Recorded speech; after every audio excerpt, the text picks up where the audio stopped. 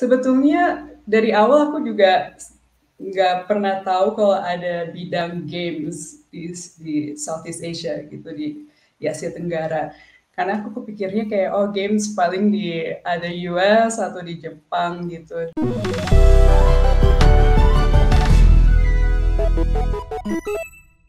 Hello, welcome to Press Start, How to Become Game Developers. Aku Adam Aris Sasmita, CEO Arsenesia dan Vice President dari Asosiasi Game Indonesia akan jadi host Anda pada episode kali ini. Tapi aku nggak sendirian nih, ada siapa nih di sebelahku? Halo. Nama saya Arya Wiryawan Wibowo, Program Manager dari Asosiasi Game Indonesia.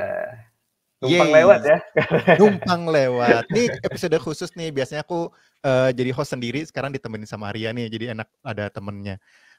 Teman-teman seperti biasa ya, di podcast Press Start ini kita akan mengundang pembicara-pembicara yang berkarir di industri game untuk menceritakan biasanya pengalaman ya, perjalanan karirnya, bagaimana memulai, tips and triknya. Jadi biar teman-teman semua di sini tahu nih gimana sih caranya masuk ke industri game. Dan jangan lupa nih kita udah masuk season 3 nih sekarang nih Press Start dan akan hadir episode barunya di setiap hari Senin. Dan tentunya podcast ini dipersembahkan oleh Asosiasi Game Indonesia dan Goethe Institute Jakarta. Nah, hari ini kita mau ngobrol sama siapa nih ya? Iya, kita akan ngobrol sama seorang dari Indonesia, tapi perjalanan karirnya sudah cukup mendunia ya. Iya, boleh kita langsung panggil aja? Mari kita sambut bersama-sama Galus. Halo. Halo, hai semuanya, nama saya Elizabeth Galuh. Halo, yes. Ini yang menarik adalah, ini aku sama Arya nih kita lagi di Jakarta nih. Galuh posisinya lagi di mana sekarang? Sekarang aku lagi di Bogota, Kolombia. Seru ya. Jadi kita tuh podcastnya benar-benar belahan bumi. Buat teman-teman yang belum kenal, nah ini Galuh nih cukup lama di industri game ya, pernah berkarir sudah lama dan mengembangkan proyek-proyek dulu di Streamline ya, title-title seperti Street Fighter, Marvel vs Capcom, dan sempat ngerilis game untuk Switch yang lucu banget, judulnya Back and Switch ya. Wah itu aku seneng banget tuh main game-game co-op kayak gitu. Dan sekarang nih lagi menikmati liburan ya. Betul Dari sekali. kegiatan sehari-hari. Iya. Oke, Galuh nih, sebelum kita mulai ngobrol-ngobrol, seperti biasa di Press Start tuh suka ada pertanyaan-pertanyaan trivial nih biasanya. Untuk mengenal lebih dalam, wah Galuh tuh kayak apa sih orangnya? Tenang aja, pertanyaannya tidak sulit. Tidak ada benar salahnya, jadi tidak dinilai. Dan simpel-simpel pertanyaannya. Oke. Ready? Oke, ready. Oke, ini pertanyaan pertama dulu nih. Galuh, kamu masih inget gak game apa yang pertama banget kamu mainin dulu, mungkin waktu kecil? Pas waktu kecil, game pertama yang aku mainin itu Sega Genesis Sonic 2. Wow. Sonic 2. Iya. Sonic 2 tuh udah ada Tales-nya belum sih? Betul, ya, yang udah ada Tales-nya. Dan kalau menurut aku sih itu all-time favorite nostalgic game. Iya, keren banget itu saat Tails-nya bisa gendong Sonic itu keren banget ya. Yang jadi helikopter itu ya? Iya, benar-benar. Bisa 2 players juga, jadi yang player kedua bisa jadi Tails dan bantu ke bagian yang sulit dijangkau sendiri. Iya, menarik. Kalau ini penasaran deh, pengen tahu. Dulu itu kan berarti di Sega ya mainnya. Seganya, konsolnya itu apakah dibeliin, nabung sendiri, atau main punya temen, atau gimana sih di rumah sama orang tua dikasih main game gitu ya? Jadi dulu bapakku juga gamers, jadi dia juga interested sama games, jadi dia beliin games Sega Genesis dan anak-anaknya pastinya juga main. Gitu. Rebutan nggak sama orang tua sendiri? Enggak sih, enggak. Paling rebutan sama kakak adik sendiri sih. Gitu. Wah, berarti asik ya berada di keluarga yang mensupport industri game gitu ya, dari kecil sudah terpapar dengan game. Wah, seru banget. Oke, itu tadi kalau pertanyaan pertama adalah game apa yang pertama kali dimainin. Kalau pertanyaan berikutnya adalah game apa yang terakhir banget dimainin sebelum nongkrong di podcast ini main game apa? Apa ya? Udah lama banget nggak main game. Terutama sejak mulai ke game industri, kayak nggak ada waktu buat main game. Tapi kayaknya game terakhir yang disentuh apa ya? I think Stardew Valley. Stardew Valley. Ah, ah, Mainnya ah. di mana? Di PC, di Switch, di handphone? Sekarang lagi terakhir kali mainnya di PC.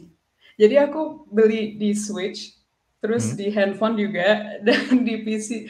Saking senangnya sama Stardew Valley. Karena dulu aku juga senang sama Harvest Moon. Harvest Moon. Harvest Moon yang di PS1 waktu itu, kalau nggak salah ya. ya. Kalau nggak salah ya 1 atau 2. Iya, Kayaknya 1 ya. Dan pas Stardew Valley keluar, kayak persis banget kayak Harvest Moon, tapi lebih bagus. Hal-hal yang aku kurang suka sama Harvest Moon, kayak nggak bisa tahu harga ingredients-nya. Sekarang di Stardew Valley udah kayak dicantum gitu harga-harga price ingredients. Ya pokoknya gitu deh. Management game. Pengen tahu nih kalau main Stardew Valley, karena orang main Stardew Valley itu ada banyak stylenya ya. Ada yang stylenya mainnya santai, cuma buat relaxation gitu ya, terapeutik gitu ya, mancing, nanam. Atau ada juga yang mainnya hardcore nih, sampai dihitung gimana caranya dalam sehari itu waktu harus optimal nih. Pagi harus ngapain, harus ngapain. Nah, Galuh termasuk yang mana nih? Bawaannya santai sih, cuman aku juga ada, jadi di Reddit itu ada ada kalender kapan jenis ikan keluar di tanggal berapa, jadi aku bikin itu sebagai background. Itu termasuk hardcore ya? Itu udah lumayan sih. Oh, oke. Keluar dari jadi gamenya untuk semi hardcore. Bahkan udah ada ini kan e-sportnya ya, Stardew Valley. Oh ya? Iya. Entah apa yang dilombain, mungkin Galuh tahu sendiri ya, kira-kira apa nih yang dilombain, tapi ternyata ada e-sportnya di Stardew Valley. Wow. Ya, mesti cek. Mesti dicek. Nanti mungkin bisa daftar juga tuh kalau ada next competition kali. Ya, maybe. Oke. Pertanyaan berikutnya nih. Buat hiburan atau hobi selain main game biasanya ngapain? Biasanya hobi lain. Bisa dibilang main musik atau traveling juga. Apalagi ya? Ya paling itu dua sih. Main musik apa yang bisa? Alat musik? Gitar sama ya dikit-dikit piano sama violin. Oh, nice. Pernah ini nggak ngisi skor buat gamenya dulu waktu masih di game dev? Enggak. Bukan kerjaan ya? Bukan, cuman komposer yang di Streamline yang bikin Bacon Switch emang keren banget sih dia. Bisa bikin skor untuk video games, terus bikin sound design-nya juga interesting ya. Apalagi kalau sebagai fans games, kayaknya salah satu faktor menarik tentang games itu scoring-nya sih. Komposisi sama sound design sangat penting. Yeah. Betul. Wah, nice. Dan sebagai orang yang bisa main musik itu suka ngasih ini nggak sih input ke sound designer itu untuk Iya. Cuman aku juga mesti respect boundaries juga karena dia yang lebih profesional ya. Aku bisa ngasih input sebagai produser, tapi in the end of the day juga aku juga trust dia untuk mengambil keputusan kreatif yang terbaik gitu. Nice. Ya, ini nanti kita akan ngebahas ya. Jadi teman-teman yang dengerin ini biasanya yang baru masuk ke industri game atau baru lulus atau mungkin tadinya berkarir di industri lain, misalkan di animasi atau di film, masuk ke industri game dan pengen tahu ada role apa sih di industri game dan ngapain aja. Tadi sempat di-mention ada role produser, nanti akan ngebahas itu juga ya buat teman-teman semua. Produser tuh kerjaannya apa sih? Nge-produce apa sehari-hari gitu. Nah, Tapi sebelum ke situ kita lanjut ke pertanyaan terakhir dulu nih dari trivial question kita. Dulu waktu kecil cita-citanya mau jadi apa sih? Apa emang udah jadi industri game atau ada cita-cita lain yang pengen dikejar dulu? Kayaknya dulu punya banyak cita-cita deh. Hmm. Apa ya, mulai dari mungkin artis, dulu aku seneng gambar, jadi pengen jadi ya illustrator atau art director, atau apa lagi ya,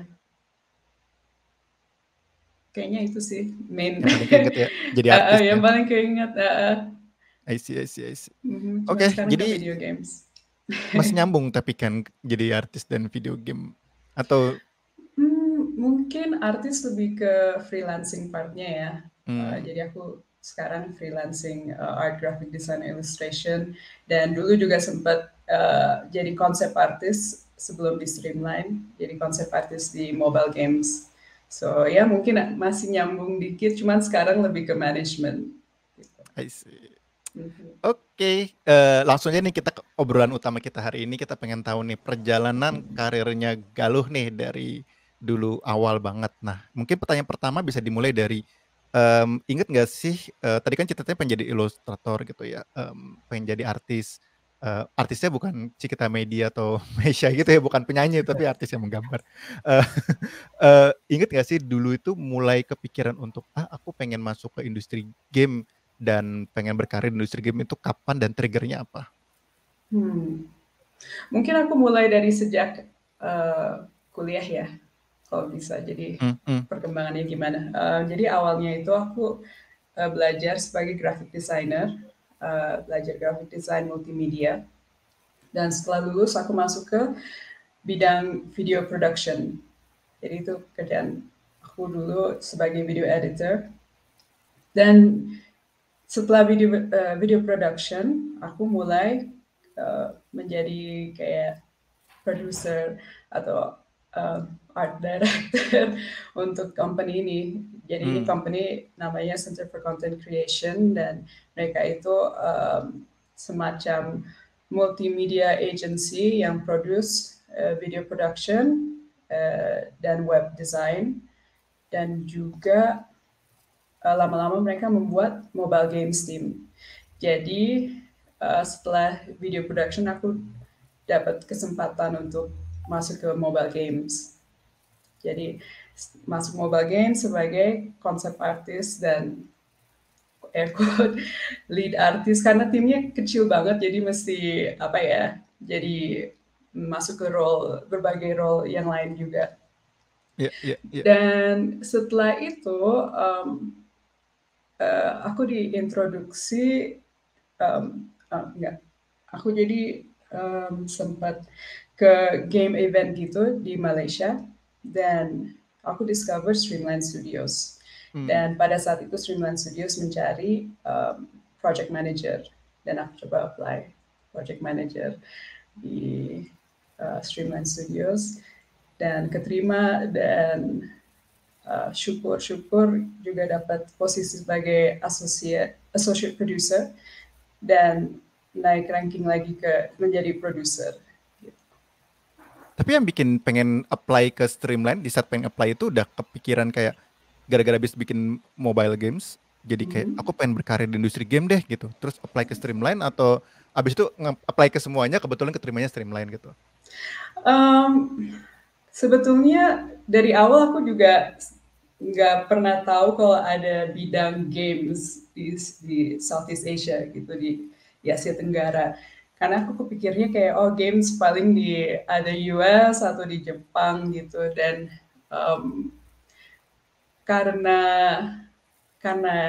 aku mulai discover ada studio di Malaysia, jadi aku tertarik, kayaknya aku mau coba deh ke Streamline Studios yang udah berkarya di AAA games. So lebih kayak discovery aja sih, dan dari discovery itu jadi tertarik untuk apply, dan pada saat itu cuma sempat apply ke Streamline.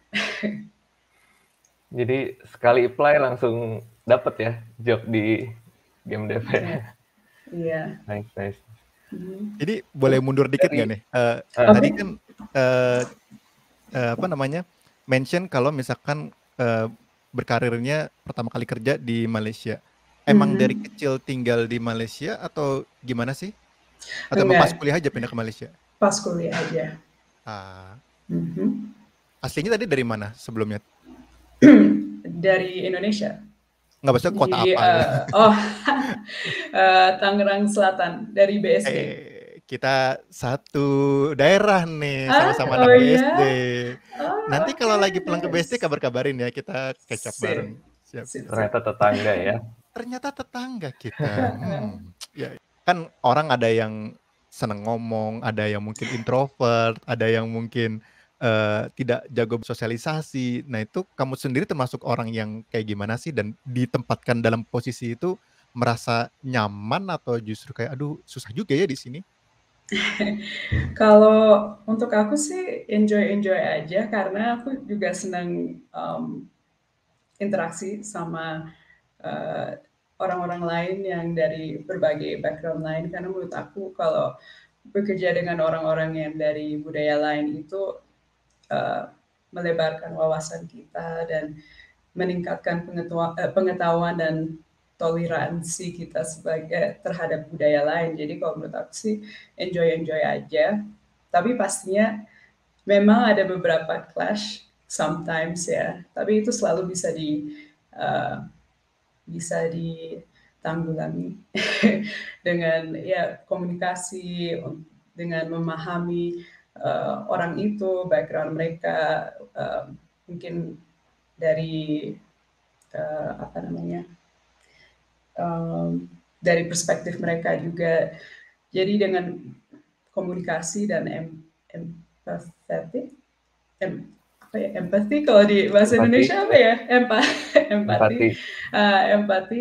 Jadi dengan itu kita bisa mengambil keputusan yang lebih baik gitu. Jadi untuk menjawab pertanyaan Mas Adam sih ya, aku no problem kalau untuk komunikasi dengan orang-orang lain. Uh, aku enjoy aja.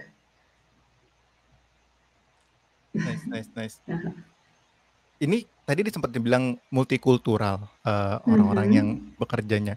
Emang selain dari kita nih, mungkin Galuh waktu itu ngebawa kebiasaan dan culture di Indonesia, terus ketemu dengan Malaysia. Nah ini culture-nya Indonesia sama Malaysia sejauh apa nih sehingga tadi ya perlu ada memberikan empati. Oh beda nih kalau di Malaysia kayak gini. Atau mungkin karena project-projectnya ngerjain project-projectnya tadi ya, Street Fighter dan lain sebagainya itu kan dari luar negeri juga tuh, nggak cuma di Malaysia doang. Nah apakah juga terjadi dinamika dengan negara-negara lain dan apakah ada culture-culture yang berbeda yang Galuh alami waktu menjadi point of contact ya berarti untuk berkomunikasi dengan mereka?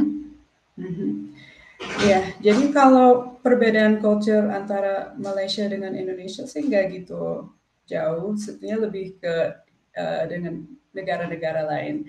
Jadi so far itu aku kerja di Streamline dan sebelum Streamline itu memang sudah multicultural banget, udah diverse. Jadi bekerja sama orang-orang yang dari bisa dari Iran atau dari Sudan atau dari Syria atau dari China, berbagai negara lah. Jadi ada yang dari Eropa juga dan Amerika, dan semua itu orang-orang emang kulturnya berbeda-beda.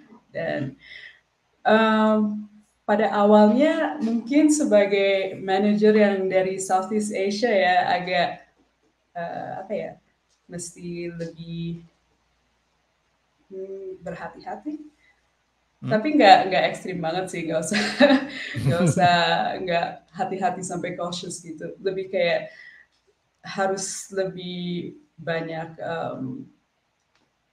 komunikasi dengan mereka dan juga belajar budaya mereka, biar kita juga nggak salah etiket untuk approach mereka gitu. Jadi emang dari awal, dari sejak kerja di tempat yang pertama itu udah mulai belajar gimana cara bersosialisasi dengan negara lain. Aku jawab pertanyaannya Mas Adam nggak ya? Iya. Kejawab ya? Kebayang. Oke. Karena ada stereotip gitu ya, misalnya orang Indonesia biasanya lebih merasa sungkan, pemalu, atau Hmm. banyak basa-basi, atau kalau ngomong muter-muter, terus ketemu sama orang luar yang mungkin lebih straightforward, lebih lugas, itu mungkin merasa kayak kaget, ngerasa kaget gitu nggak dulu waktu pertama kalinya? Mungkin pada awalnya iya, cuman karena dibawa jadi kayak friendly communication, jadi lama-lama ya biasa aja sih. Sebagai project manager itu skill utama, misalnya teman-teman di sini ingin menjadi project manager gitu ya. Kira-kira apa sih yang perlu dipelajari skill utamanya untuk menjadi seorang, apakah perlu juga hard skill seperti art atau programming seperti itu untuk masuk, atau bisa secara skill komunikasi dulu aja nih gitu? Kalau menurut aku ya, kalau untuk dalam pengalaman aku, paling penting soft skill. Jadi komunikasi dan juga being organized juga penting banget. Dokumentasi, semua bisa dipelajari. Yang penting kalian ada niatnya untuk menjadi project manager atau producer, itu semua bisa dipelajari menurut aku. Tapi kalau kalian ada hard skill, itu advantageous juga. Jadi kalian bisa berbicara dengan disiplin-disiplin itu dengan lebih apa ya, lebih connect.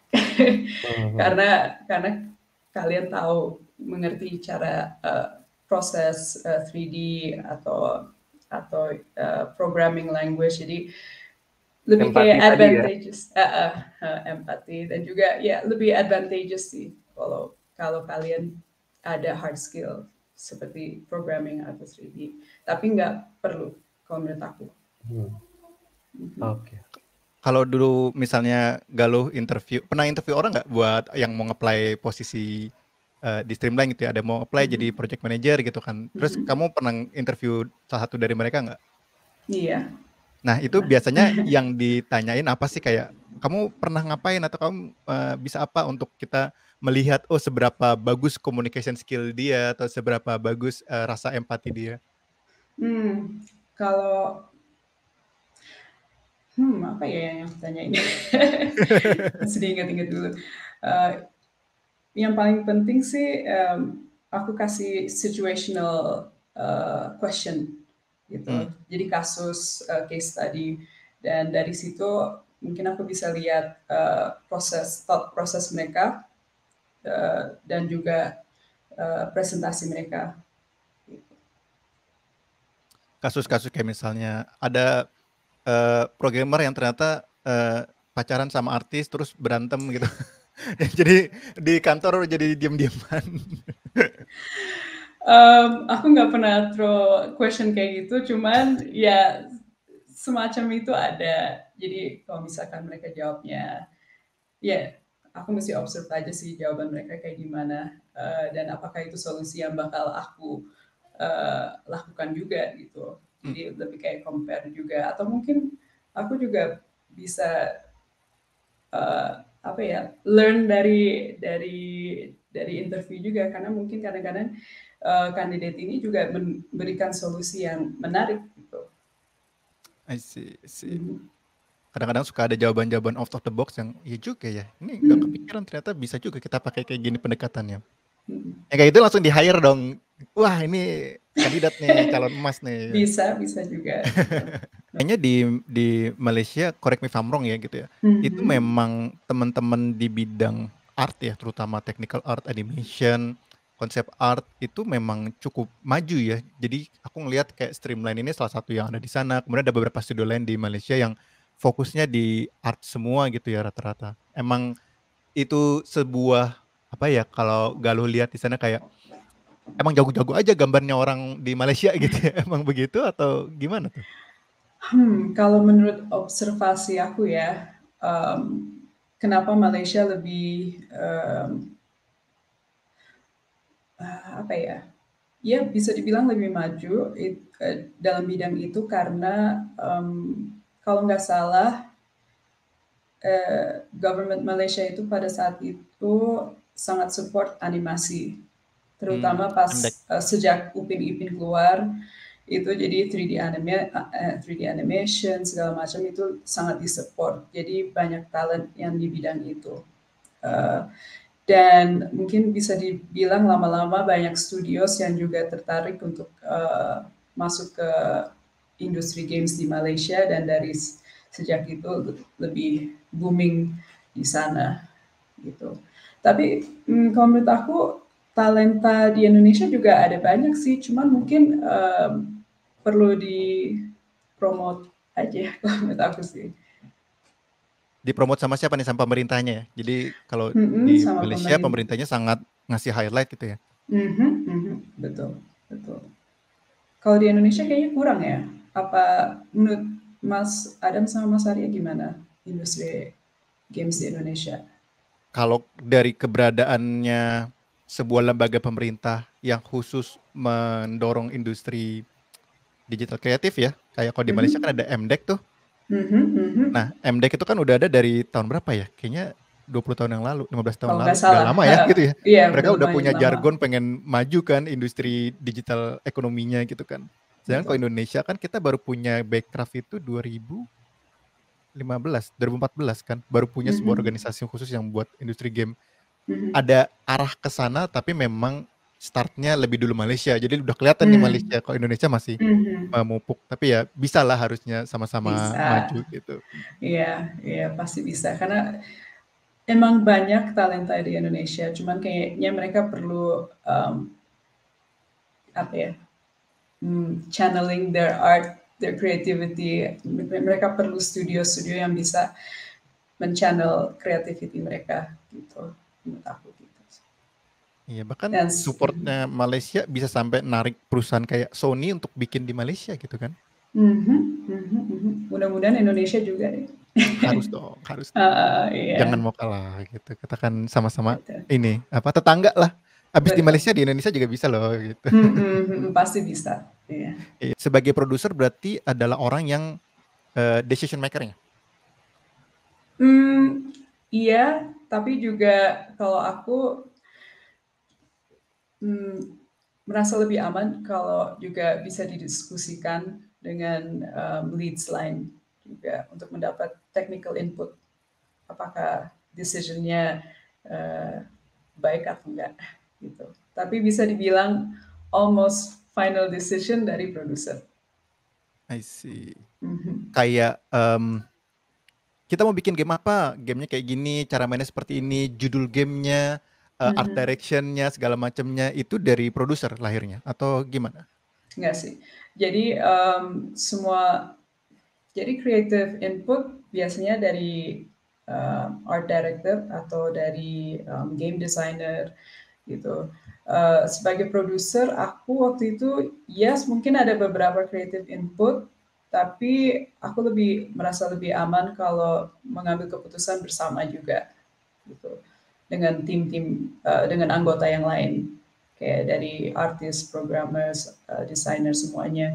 Karena itu project satu tim ya. Jadi aku ngerasa kalau ini our project, let's decide together gitu.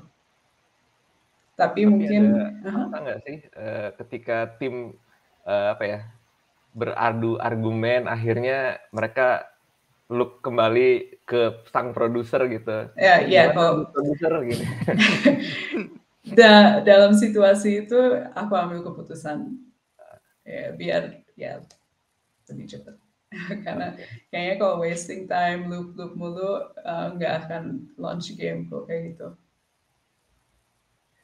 Terus balik lagi ke pertanyaan kayak tadi yang project manager nih, kira-kira requirement skill-nya apa nih untuk sebagai produser? Apakah mirip dengan project manager atau ada beda lagi nih? Requirement-nya kayaknya lebih more or less sama sih.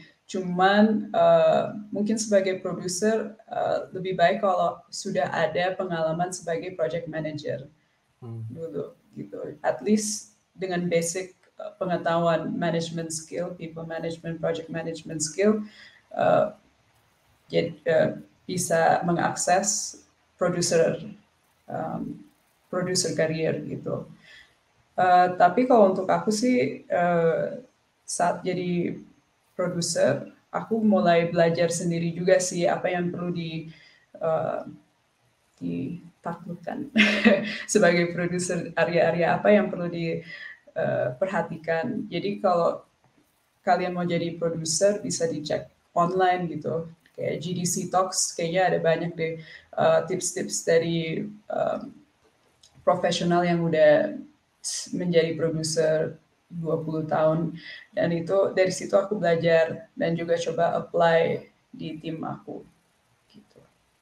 Kalau ngelihat kayak video-video di GDC, terus ngelihat role-role kayak ada produser, ada project manager, kemudian ada product manager, kemudian ada lagi game director gitu ya. Memang kayak tidak ada ini ya, Galuh ya, tidak ada standar bakunya ya. Bisa jadi kayak di streamline seperti yang Galuh ceritakan, tapi di tempat lain, loh ini kayaknya tadi role-nya project manager, tapi kenapa disebutnya product manager atau sebutnya hal yang lain gitu ya. Memang kadang-kadang di studio yang lain juga beda-beda ya ininya. Iya, menurut aku juga gitu sih, nggak ada standar bakunya. Ya, jadi teman-teman Tergantung yang mau studio. apply di role ini dilihat lagi nih requirement-nya ya gitu kan. Betul. Sebenarnya tanggung jawabnya Iya. dibutuhkan apa? Karena bisa jadi tadi kita ngomongin project manager, producer atau anything gitu bisa jadi di tempat lain title-nya berbeda tapi sebenarnya role-nya kurang lebih kayak gitu ya. Iya, benar. Yang paling penting sebelum apply yaitu baca role and responsibility-nya sama requirement-nya apa. Dan kalau udah kecentang, ya udah coba aja apply. Untuk aku juga senang belajar sendiri Unreal, walaupun aku lebih ke management side-nya, tapi ya kalau menurut aku sih advantageous juga untuk memahami basic Unreal biar bisa buka atau bisa ngecek juga levelnya oke atau enggak. Dan kadang-kadang aku juga main-main dengan sequencer biar bisa bikin trailer-trailer juga. Jadi bikin trailer sendiri ya kayak Hideo Kojima ya, bikin sendiri trailernya. Oh ya, Hideo Kojima bikin sendiri. Iya, dia nge-record sendiri, motong-motong sendiri gitu. Wah, ini Wow. Galuh on the way menuju Hideo Kojima nih berarti. Udah sama nih bikin trailernya sendiri. Mudah-mudahan, amin. Iya, jadi karena aku tertarik sama video production side juga, jadi why not gitu bisa belajar sequencernya atau tools-tools lain yang di sana. Nah, kalau boleh tanya, hal apa yang paling berharga gitu dipelajari ketika bekerja sama dengan studio-studio luar itu, terutama ya Capcom? Kalau untuk aku sih, personally, hal yang paling berharga yang aku pelajari sebagai project manager itu lebih kayak cultural and communication skills. Gitu. Karena kita bisa belajar gimana cara problem solving dan juga cara komunikasi dengan baik dan benar agar kita nggak salah step juga. Dan pastinya sebagai kalau untuk tim programmers atau desainer pastinya mereka juga benefit dari belajar dari company besar, mungkin technical solution gitu. Kejawab pertanyaannya? Kejawab. Oke. Iya. Ini jadi buat teman-teman semua nih yang dengerin ini yang mungkin pengennya bikin game sendiri gitu ya. Ini ternyata ada juga nih sebuah role di industri game yang di situ kita juga bisa create art ya, berkarya, bisa itu kan juga membuat itu juga butuh kreativitas juga gitu kan. Dan yang paling penting tadi pelajarannya ya, belajar langsung dari studio yang skalanya sudah lebih besar gitu dengan mereka kolaborasi dengan kita. Studio-studio besar itu mau kerja misalkan ini ada studio game baru nih mau bikin nih, kita kumpulan artis nih, kita mau kayak streamline studio deh, kita pengen bisa kerjasama dengan Capcom, bisa dengan Marvel gitu kan. Nah, supaya Capcom dan Marvel dan Capcom mau kerjasama dengan mereka itu caranya gimana ya di awal-awal itu ya? Aku nggak tahu caranya gimana. Dulu belum masuk Streamline ya waktu Iya, awal-awal itu belum. ya. Belum. Tapi kayaknya paling penting show off portfolio sih, karena dari portfolio kan kelihatan skill team members studionya gitu. Pernah ada komen nggak dari klien-kliennya atau dari partner kolaborasi gitu ya yang dia bilang, gue happy banget kerja sama Streamline karena apanya gitu, misalkan karena artnya bagus atau delivernya tepat waktu atau apa sih yang dilihat dari studio game itu menarik untuk kerjasama dengan Streamline? Kalau yang aku lihat di website Di Streamline, website. iya, komen-komen mereka lebih kayak mereka senang dengan quality of work dari Streamline, dan juga komen mereka bisa bilang mereka juga senang untuk kolaborasi dengan Streamline karena for the technical support, technical solution gitu. Jadi quality art dan juga technical support. I see. Ya, itu berarti kayaknya teman-teman Indonesia juga bisa ya, karena kalau dilihat dari quality art juga kita bisa deliver quality yang bagus gitu ya. Berarti siapin portofolio dan mulai berani untuk, kalau tadi Galuh kan datang ke event game ya, kayaknya emang kalau mau mulai masuk industri game ya, event-event kayak gitu jadi satu entry point ya untuk kita kenalan, cari klien, ngasih lihat kita bisa bikin ini gitu ya. Networking gitu. Iya. Ya. Pernah masuk ke SEA Game Awards ya, 2020 kalau nggak salah ya, Back in Switch. Iya. Iya, dan kebetulan saya jadi jurinya waktu itu, jadi pernah dan ya paling salah satu the best lah di SEA Game Awards 2020. Makasih udah main. Waduh, ini seru banget nih ngobrol sama Galuh, nggak kerasa kita udah hampir sejam nih, udah bentar lagi overtime, tapi nggak apa-apa. Ini ada beberapa pertanyaan terakhir yang aku pengen tanyain sih ke Galuh sebelum nanti kita tutup sesi ini. Buat Galuh sendiri nih ngelihat karir atau mimpi ke depannya gitu ya, harapannya buat diri sendiri pengen jadi seperti apa atau pengen bikin apa sih? Misalnya someday pengen punya studio game sendiri atau bikin sendiri, atau someday pengen bisa kerja bareng siapa, atau pengen bikin karya yang kayak gimana? Impian aku ke depannya apa ya? Karena ganti mulu. Kalau untuk aku sih, kalau bisa tetap di game industry, untuk membuat AAA games, itu alangkah indahnya ya, bisa mencapai goals itu ya. Atau mungkin kalau bisa juga lebih menguasai atau memahami Web3 atau Metaverse, dan we'll see kalau bisa di link dengan video game industry, atau mungkin juga entertainment business yang bisa menggunakan game engine, karena aku tertarik juga dengan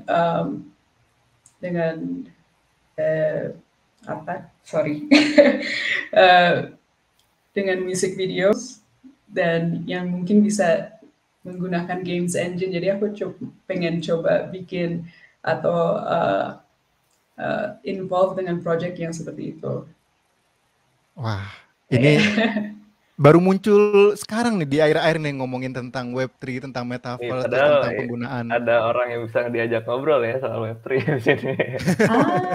Karena aku masih belajar sih Web3. Aku masih belajar Web3, jadi ya, kalau bisa ngobrol lebih tentang. Iya, tapi maksudnya ini topik yang bisa kita bahas lagi nih, seru banget soalnya lagi heboh banget, dan kayaknya kalau kita bahas ini bisa jadi part 2 nanti, jadi panjang. Tapi ya udah, nggak apa-apa. Nanti kalau misalkan teman-teman nih pada penasaran pengen minta invite Galuh lagi dong buat cerita tentang pandangannya dia tentang Web3, atau tadi ya menarik sekali ya menggunakan game engine untuk entertainment industry seperti untuk video musik. Kan ada juga ya kalau nggak salah di film juga kayak gitu ya, yang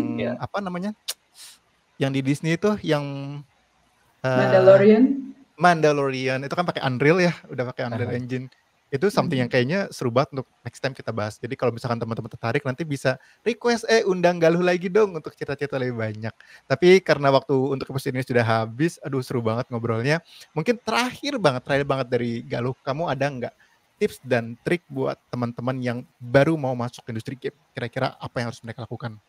Oke, kalau untuk artis, yang penting kalian mempunyai portfolio yang solid dan kalau bisa dari ArtStation atau mungkin Behance, tapi kayaknya lebih ke ArtStation ya. Pastikan kalau kalian punya portfolio yang clean juga, yang lebih konsisten. Jadi kalau misalkan kalian 3D artist, present it well, dan mungkin yang kurang bagus gak usah ditunjukin. yang kalian proud banget pastinya harus ditunjukin. Jadi yang penting portfolio kalian itu solid ya dan konsisten. Apalagi ya, kalau sebagai programmers atau designer mungkin agak sulit untuk menunjukkan skill kalian sebagai developer di disiplin kalian, tapi yang penting coba cari-cari online posisi-posisi yang opening untuk programmers atau designer dan tetap belajar coding language. Mungkin kalau Unity, C#, Unreal, C++, coba kalian polish, dan beberapa studio mungkin akan kirim tes dan tes dan ya kalian coba lakukan tes itu dan mudah-mudahan dapat posisinya. Atau kalau ada internship program, coba kalian apply juga. Dan kalau sebagai producer atau project manager, yang penting kalian brush up communication skills dan problem solving skills, dan juga project manager certificate. Kayaknya ada beberapa sertifikat untuk itu, tapi kalau kalian nggak punya juga nggak apa-apa sih. Yang penting communication skill dan juga passion untuk games dan untuk belajar lebih mengenai game development, life cycle, dan production.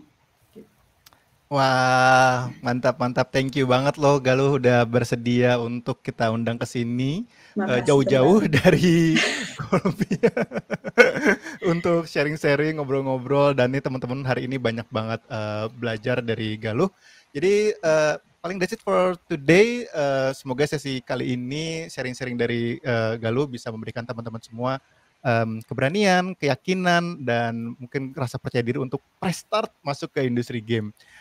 Paling itu saya Adam Marisa Smita bersama dengan rekan saya Arya. Oke, kita undur diri dulu. Keep playing games dan start making games. Bye-bye semuanya. Makasih Galuh. Thank you. Makasih kembali.